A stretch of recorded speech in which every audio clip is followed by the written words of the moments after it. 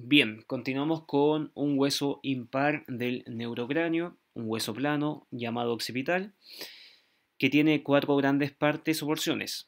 La primera es la escama del occipital, tiene dos porciones laterales, derecha e izquierda, donde tenemos cierto que se ubican a ambos lados del foramen magno, y una porción que está anterior al foramen magno, denominada porción basilar, que hace referencia a base de cráneo. También por acá discurre una arteria basilar. Tenemos en la imagen del lado izquierdo una visión del exocráneo y en el lado derecho una visión del endocráneo. Entonces en el lado izquierdo exocráneo, lado derecho endocranial. Si hablamos de la primera porción, la escama del occipital, vamos a encontrar acá en la zona o línea media una protuberancia occipital externa, que es bastante palpable, ustedes se la pueden palpar en este segundo, ¿ya? Y desde esa protuberancia occipital externa estamos hablando del lugar de inserción del músculo trapecio y también de un gran ligamento nucal. Desde esta protuberancia externa hacia ambos lados aparecen dos líneas nucales, bastante ahí marcadas, son las líneas nucales superiores. Bien, y desde esta protuberancia occipital externa en dirección al foramen magno encontramos una cresta occipital externa. Una cresta es mucho más marcada que una línea nucal. La cresta occipital externa es mucho más marcada.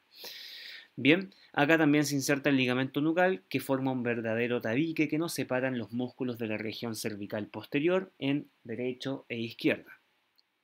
A medio camino de esta cresta occipital externa encontramos dos líneas nucales. Si acá estábamos hablando de las superiores, acá hablamos de las inferiores.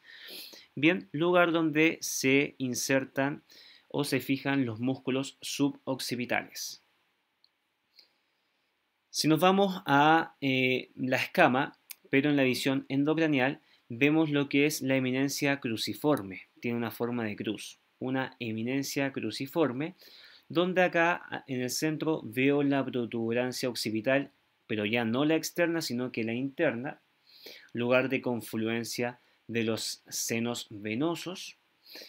Bien, y de ahí hacia superior tengo el surco del seno sagital superior, que lo vamos a ver, ¿cierto?, en el techo del parietal y también en el hueso frontal.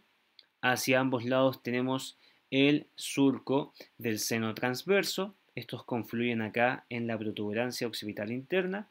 Y finalmente, desde esta protuberancia occipital interna hacia el foramen magno, una cresta occipital, ya no la externa, sino que en este caso la cresta occipital interna. Si se fijan, esta eminencia cruciforme nos forma cuatro grandes cuadrantes.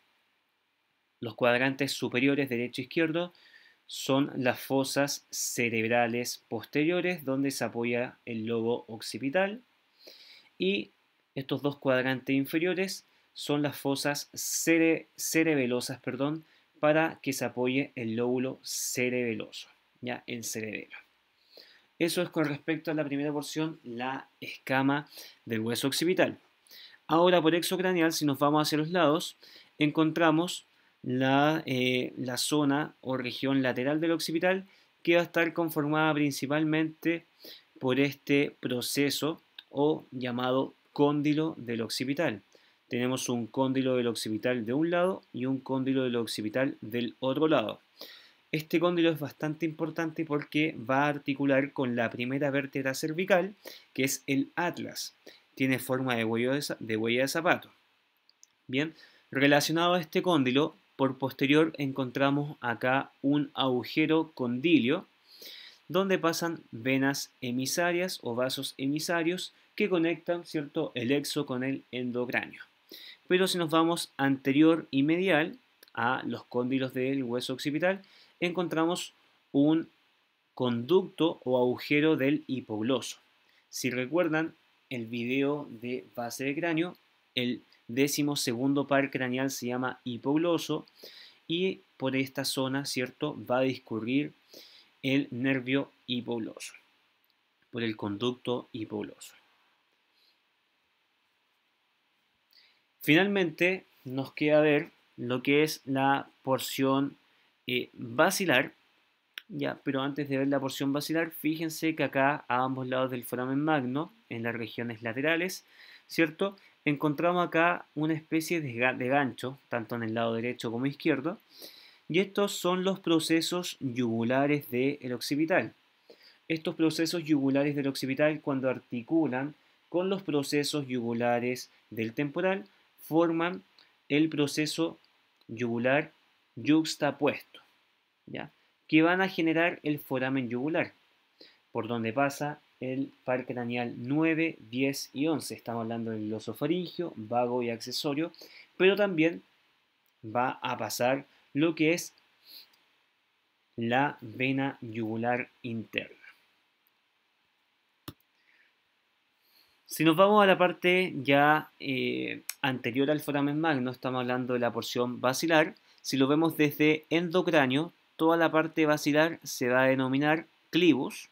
Ahí está escrito. Si lo vemos desde la base de cráneo, visión endocranial. Pero si lo vemos desde una visión exocranial, vamos a ver que justo en el punto central vemos un tubérculo faríngeo. Tubérculo faríngeo, lugar donde articulará o donde se insertará un rafe faríngeo. Rafe faríngeo que permite la inserción de los músculos constrictores de la faringe. O sea, fíjense cómo este rafe faríngeo ya es el lugar de inserción de los músculos constrictores de la faringe. Acá en base cráneo por exocranial. A ambos lados de este tubérculo faríngeo vemos lo que son dos crestas musculares, lugar de inserción de un músculo de cuello que es el recto anterior de cuello, y finalmente anterior al tubérculo faríngeo vemos una fosa faríngea que es el lugar de inserción del músculo largo de la cabeza, músculos que vamos a ver cuando veamos cuello. Entonces tenemos el foramen magno, a ambos lados bien tenemos los cóndilos con forma de suela o huella de zapato, tenemos un foramen condilar posterior y anterior y medial tenemos, ¿cierto?, la apertura del canal o conducto del hipogloso. También tenemos el tubérculo faríngeo en la porción basilar, a ambos lados las crestas musculares y adelante o anterior lo que es la fosa faríngea. Si nos vamos por posterior, tenemos posterior al foramen magno, ¿cierto?, una cresta occipital interna que termina llegando a la protuberancia occipital externa.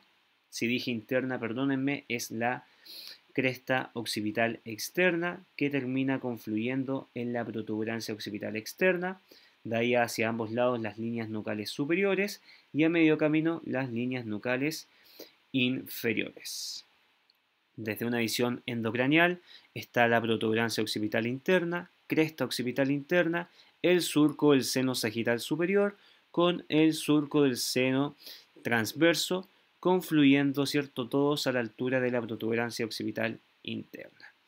Bien, fíjense que cuando confluyen, este surco del seno transverso da la vuelta, forma el surco del seno sigmoideo, para finalmente introducirse a este foramen yugular para convertirse en vena yugular interna, y toda la sangre venosa que viene del interior del cráneo confluye finalmente en esta vena yugular interna, que va a pasar por este foramen yugular en su parte más posterior, y en su parte más anterior este foramen yugular pasa el par craneal 9, 10 y 11.